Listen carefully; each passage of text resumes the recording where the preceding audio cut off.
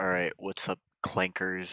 If you're a robot watching this, you don't have much longer to live. This video is gonna end in 5 seconds. Run, run, run.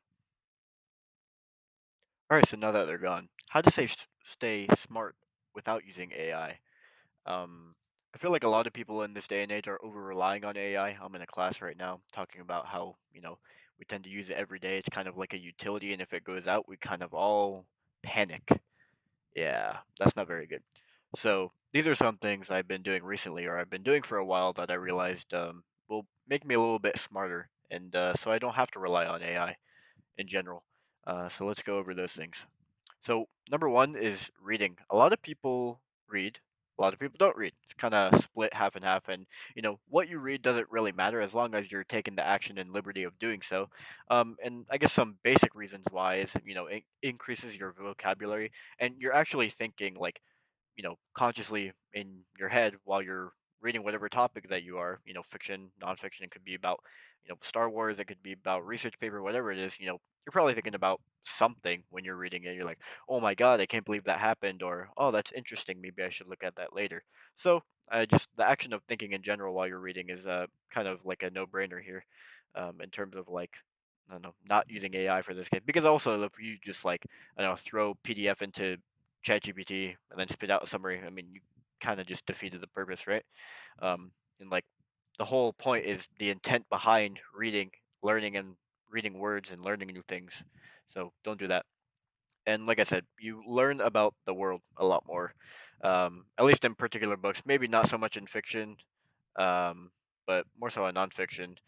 And these are kind of like lessons that AI can't really teach. It's kind of the same things. It's like, you go to college, you learn all of the basic rules about, how academics work and stuff like that. But the things that they don't teach you is kind of like all those professionalism things, or maybe like, I don't know, general lessons like how to become an actual good leader. I don't see any robot leaders yet, so we're safer right now. Um, but yeah, there's those little things that AI can't really teach, and there's also principles for success, like general concepts or behaviors that tend to do well. And so I guess like some examples here that I have. So these are my recommendations for books if you haven't started. I don't know, reading yet, or maybe you want a different topic to read yet. These aren't my like all-time favorites, but they definitely come to mind when I think, what are the first few actual good books that I read. Because I didn't really start reading until I don't even know when I started college. I wasn't really big on reading, so probably like my second year of college, only 2 years ago, I started reading. I hated reading, honestly. I despised it. I would actually like look at pages, and I would just like my eyes would start to hurt. Not because like anything's wrong with my eyes, but I just hated it.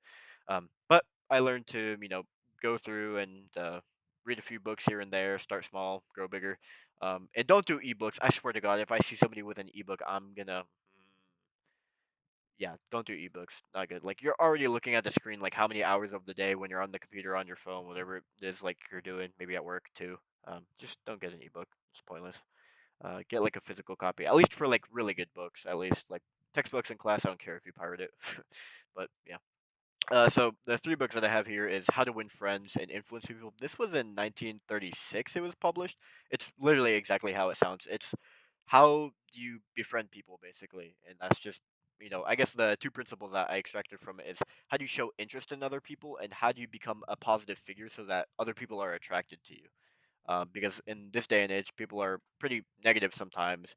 I find myself, if people are often involved in drama a lot, I tend to not be attracted towards them because it's like, oh, like, why would you put yourself in a situation that potential bad things could happen to you, or involve yourself in things that maybe don't involve uh, yourself, or like invested in it? Like, I don't really get people who are invested in all that K-pop drama, and stuff like that. I don't know. That's just an example. Another one is a biography, which is about Steve Jobs.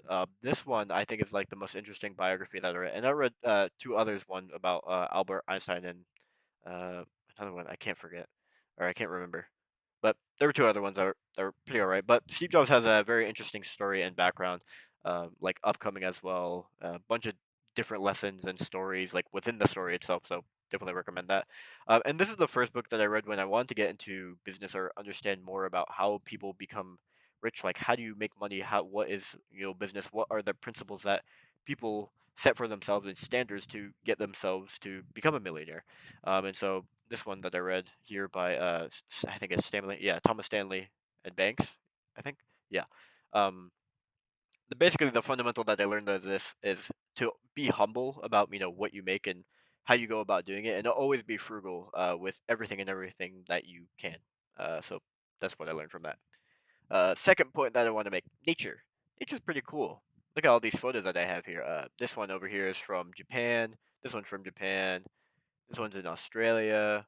This one's in castles in Japan. Okay, well, I kind of just took from a folder. It must have been mostly Japan, but I was there for a while. So, but yeah, Japan has a lot of cool stuff. You guys should check it out. But spending time offline and just not looking at a computer screen, not looking at your phone, not using AI in general for whatever it may be is pretty important. I don't know.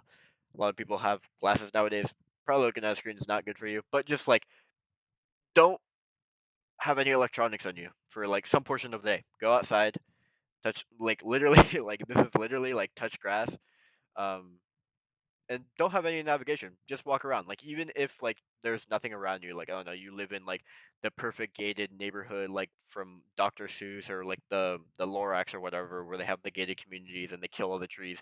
Just sit on your lawn and just sit there and just look around, look at the birds, look at the trees. I don't know. It might seem like, bro, I'm gonna end up like a hippie by the end of this video, but like just think, I don't know, whatever it may be, and just enjoy the surroundings like around you.